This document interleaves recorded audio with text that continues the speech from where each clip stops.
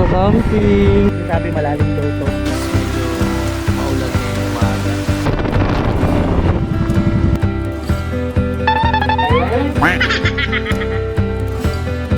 Ganda dito guys, mga nakaka-relax. Kagayak PH kasi yung tawag ng mga... Wala talagang didisturb mo sa inyo. Kasi ano na siya, dulo na siya. So today is the day guys na masusubukan natin mag moto camping adventure. So gamit ko dito guys itong Ranger 150. So nagta-transition ako from bikepacking to moto camping na. So ito yung pinakaunang vlog ko at yun nga, itatest natin yung Ranger dito kung kaya niya bang umahon sa mga matatarik at pumasok sa mga lubak ng may karga. So may OBR ako dito at bukas ko pa siya makakasama. So babiyaya ako from north to south at doon muna ako magpapahinga sa Kabuyao and then kinabukasan ng umaga doon kami aalis. So yan guys, gabi ako bumiyahe dito para hindi mainit at swabe lang yung biyahe natin. The next day. Di ko na pala napakita sa inyo yung vlog ko pagdating ko dito sa Kabuyao. Bali 1 AM na ako nakarating noon at nakapagpahinga pa rin naman. Pero yun nga lang, nagbaklas pa kami ng gamit dyan dahil hindi safe yung pagpaparkingan namin. At kasama ko dyan yung girlfriend ko. So nakaangkas na siya sa likod ko niyan. Wala lang kaming mic kaya hindi niyo siya naririnig. So yun, dito kami nanggaling sa Kabuyao, then going to Cavinti, Laguna sa Candaba Lake. So start na kami ng biyahe nito, medyo mainit nga kasi tanghali na kami. So solid yung init niyan. And then wala pa rin akong mic dito guys. Hopefully next upload ko meron na. And then yun.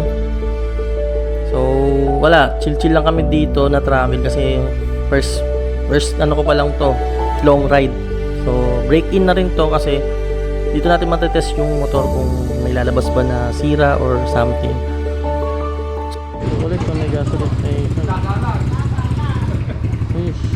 Unleaded po. Magkano? Full tank na po. Baka wala nang... Full tank din na. Opo. May palengke po ba dito? Doon sa palengke dun sa may munisipyo. Doon. 231. So yun na nga guys, medyo may lumabas na konting aberya lang which is sumasayad kami dahil nagdagdag kami ng 5 kilos na binili namin sa palengke. So right now papunta na kami dyan sa Candaba Lake Resort which is dun kami magka-camp. So yun lang naman guys yung nagka-problema. Sa ahonan okay naman Ranger 150, laban naman siya. Yun nga lang medyo mabagal dahil kargado nga kami. So pagdating namin dito sa resort, since nakabook kami dito, na-accommodate naman kami na maayos. So, smooth lang yung transaction dyan. And, yun na. Abangan nyo na yung mga susunod na ganap. Let's go! Sige, tanggalin mo. May reservation po tayo? Let's go. Sige po, diretso. Sa part na to guys, papunta na kami nito sa moto camping area. At kung papansin nyo, pinababa ko muna si Mary dyan dahil nag-aalangan talaga akong ipasok yung motor dyan ng may angkas. So buti na lang nandyan si kuya at nag-offer siya na yung maghahatid papunta dun sa campsite. At in-advisean niya rin ako na maghinay-hinay lang muna or mabagal lang yung takbo ko kasi baka ma-slide ako since madulas daw yung mga grass dyan. So yun, since hindi pa ako sanay guys, medyo kabado pa talaga pag may angkas tapos ganito yung medyo palusong siya tapos makitid yung daan. Yan, kung mapapansin nyo yung part na to, sobrang palusong yan guys, di lang masyadong halata sa camera. So yun, gusto ko lang talaga kasi makarating kami ng safe dito since first time ko itong gagawin. So ayun, hindi ko pa masyadong kabisado yung Ranger. At yan, kung papansin nyo, ang bagal ko lang talaga dyan guys. Tapos, ayun, sa part na to, yan, nadaanan ko dyan, may mga nagka-car camping. Pero, hindi pa ito yung spot ng moto camping, guys. Nandun pa sa dulo. Which is, dun ako papunta niyan. So, ayun, sila, nauna na sa akin. Ito, medyo paangat tong part na to. At medyo kargado ako. So, medyo gumaan naman siya kasi, yun nga, bumaba mo na si Mary at lumangkas din sa kay kuya. So ito na guys yung part ng moto camping area. Ayan. Pero nagulat lang ako kasi nung pagpasok namin dito, meron ding naka-car camping at nandun sila nakapwesto dun sa dulo, which is ang expect ko is puro moto camping lang. Pero since wala kasi ding nagmo-moto camp ng time na yan, so kaya siguro pinapasok na nila. So ayun, shoutout kay kuya guys. Ha? Sensya na sir kasi hindi pa ako sanay talaga mag baka ano eh, pag may nag-aalangan daw na pumasok dito na hindi pa sanay, sinasamahan din nila kasi ginaguide din nila, baka yun nga madulas, lalo na daw pag maulan. So buti na lang di rin maulan ito, tsaka yun nga, naka dual sport naman yung gulong natin, kahit paano kaya naman yan. Pero no, since first time ko lang talaga to at ayaw kong masemplang kami, so kaya yun. Sa mga nakapag-moto camping na dito, malamang alam niyo na tong part na to. At dito namin napiling mag-camp dahil malapit siya sa CR, which is ayun yung red na yon. At kung mapapansin nyo guys, medyo marami talaga yung dala namin dyan. At meron pang bit-bit si Mary dyan.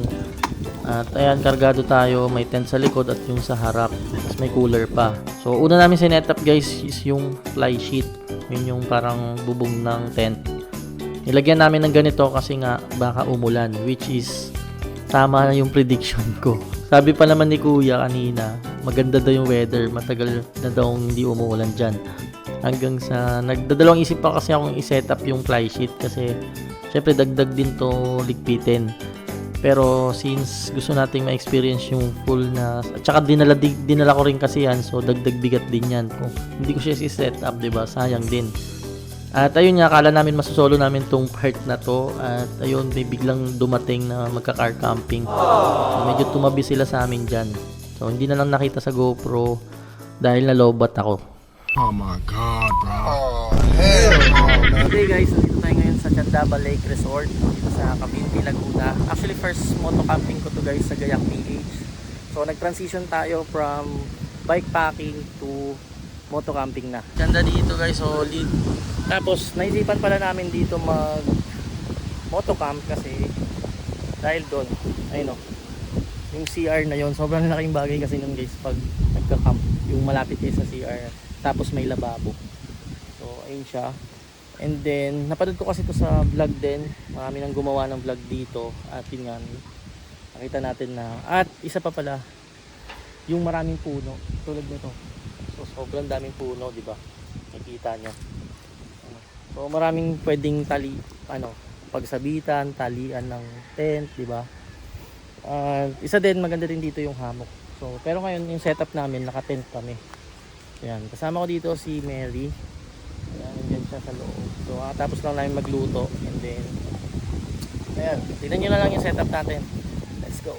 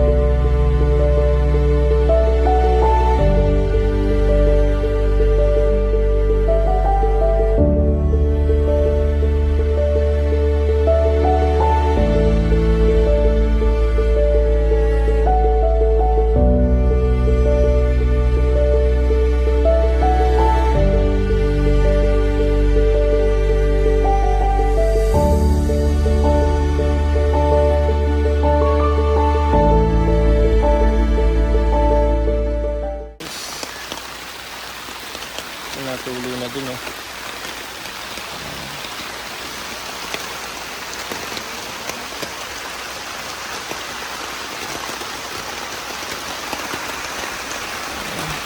Medyo maulan dito.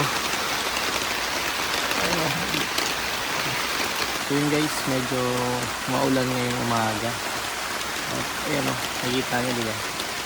Basa. Pero buti na lang, hindi siya pinasok. Pero pag medyo lumakas pa to, possible na pasukin na yung tent. Kasi yung lupa, nagmo-moist na siya. Pero sa ngayon, okay pa naman. Ayun o. Fish. Hindi namin expect na ganito. Uulan. Ang ganda lang dito guys. Lapit namin sa CR.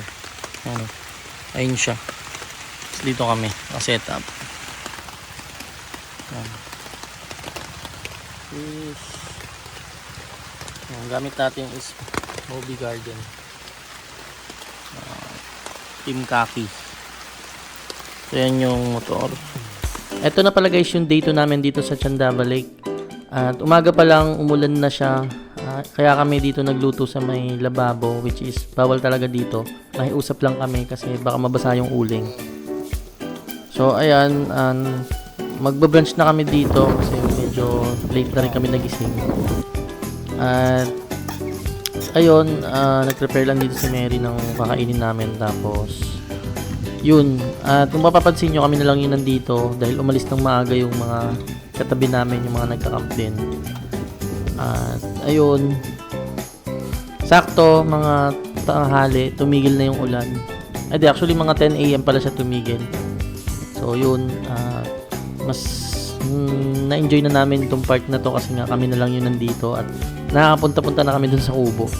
Yung medyo uminit na talaga siya, nilipat na namin yung mga lutuan dito sa harap ng tent namin. So kung makikita nyo guys, sobrang solid ng view dito. Sobrang nakaka-relax talaga siya.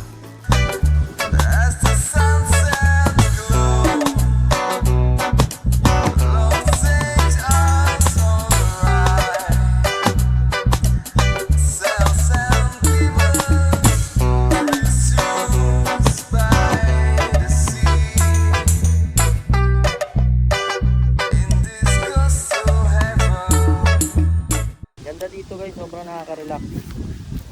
Solid.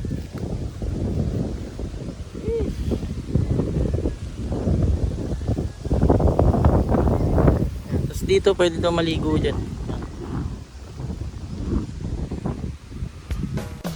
Try nyo pala tong water folding bag guys. Sobrang essential nito sa camping. Pwede nyo siya isabit sa puno. Lagyan nyo ng mineral water para panghugas, pangsabaw sa kanin. At syempre inumin. Pigpit na muna kami guys dahil after nito magsiswimming muna kami yan. So pwedeng liguan din dito. Kaso kailangan lang ng life vest. So dun kami banda maliligo at yan. Kasama natin si Mary. Fish. Yan. Naayos niya yung fly sheet natin.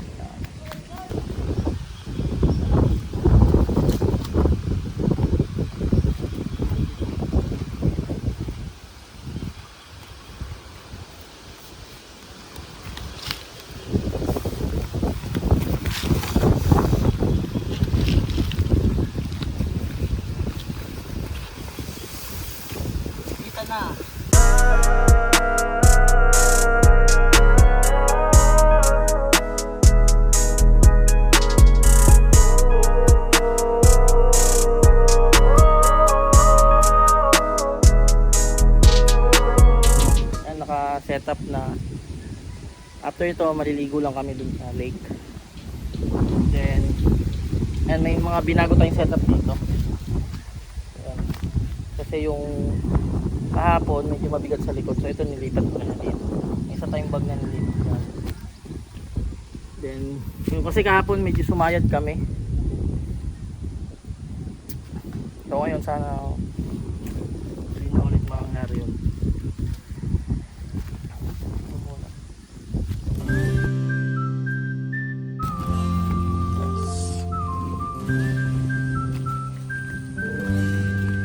Pala yung kubo. So malapit lang din to sa pinag-setupan namin, which is dyan. Yan.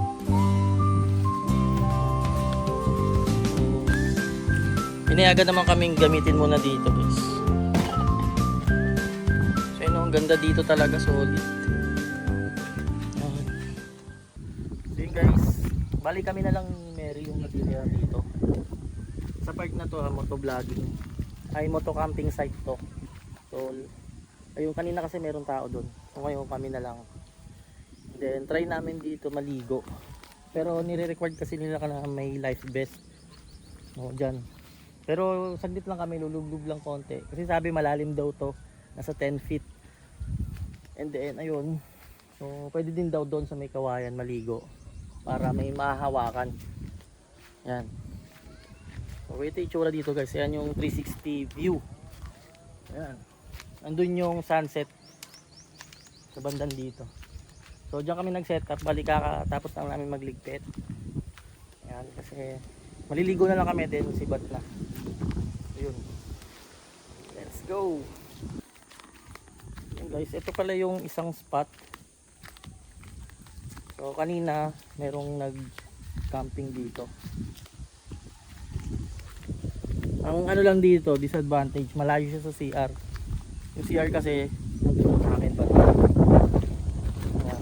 Pero wala talagang didisturbo sa inyo dito. Kasi ano na siya, dulo na siya.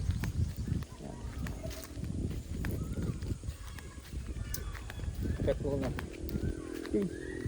Ayan, dulo na. Diba? Ayan, kunwari dito kayo nag-set up. Next time, no? Kaso yung layo ng CR, no? Ganda dito.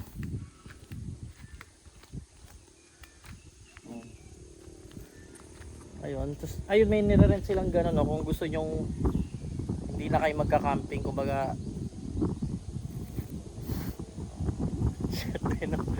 Ayan, no? Ayun yung nire-rent na parang TP house yata tawag nila. Kung wala kayong tent, pwede kayong doon. Pero medyo pricey siya dahil 1.8 yata or 1.5 isa. So yun. Pero syempre, iba pa rin kasi yung camping experience. Lalo na, ang isa pa sa kagandahan dito guys, marami siyang puno. Yan o, papansin nyo. So pwede kayong maghamok. Yung hamok tapos meron kayong fly sheet lang na pang cover sa parang gagawin yung bubong para syempre pag umulan. Kasi maganda na naka-elevate kasi siya. So yun, wala kaming life vest pero pwede naman din maligo basta malapit lang. So yun, let's go. Ganda dito mag-fishing oh. Ano? Ito yung 360 view. Ayan. Diba? Tapos may ganito. Sheesh! Sunmig lang. So sa part na to guys, na ligo ako dito. Bali, ina-advise talaga nila na may life vest. Siguro, ang purpose nun para hindi ka tumapak dun sa lupa. Kasi nagba-brown siya. Tsaka yun nga, delikado siya guys. Medyo palalim na. Yan yun. Medyo mabilis siya lumalim. At yun nga, nag-try lang naman kami dyan sa mababaw. So sumaglit lang din ako naligo dyan at umahon na agad ako kasi yun nga, wala akong life vest. Though marunong naman ako lumangoy pero ano lang, medyo risky lang talaga kasi pwedeng malakas pala yung current sa ilalim. So baka matangay tayo dun sa medyo malalim. Tas, mas maganda talaga may life vest. So yun guys, pwede din po kayo mag-fishing dito. Ayan, meron silang, libre lang to eh. Nakita lang namin dito. So ayan. Ano? Siyempre testing lang to, di ba? Wala namang pait. Pero ganun lang yan, oh. So, di ba? Kung may paing kayo, baka makahuli kayo dito. Pero siyempre maganda kung meron kayong reel or rod, sariling dala. Kasi yon may ano yun eh, parang lure. So kaya nyong mabato ng malayo. So yun. Yun lang guys. Tines ko lang naman. Ito naman.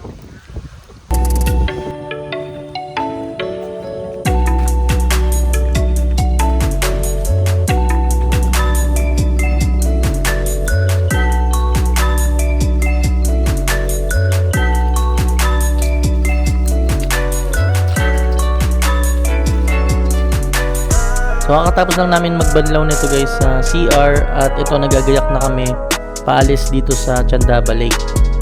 So far guys nag-enjoy naman kami at sobrang i-recommend namin tong campsite na to, especially dun sa mga nagmo-moto camping at syempre sa mga nagka-car camping na rin.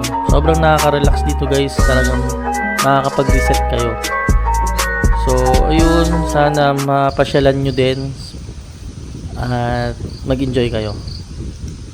So sa mga nakaabot pala guys sa part na to, maraming salamat sa inyo at tinapos nyo yung video. Abangan nyo pa yung mga next moto camping adventure ko kasama si Scout, o yun yung pinangalan ko sa kanya. And then yun, kita-kits tayo sa mga susunod na ganap. Hopefully meron tayong mga makakulab dito na moto campers din. So open naman tayo sa mga ganon, basta weekend lang ako available. So yun guys, kita-kits ulit sa next moto camping adventure. Paalam!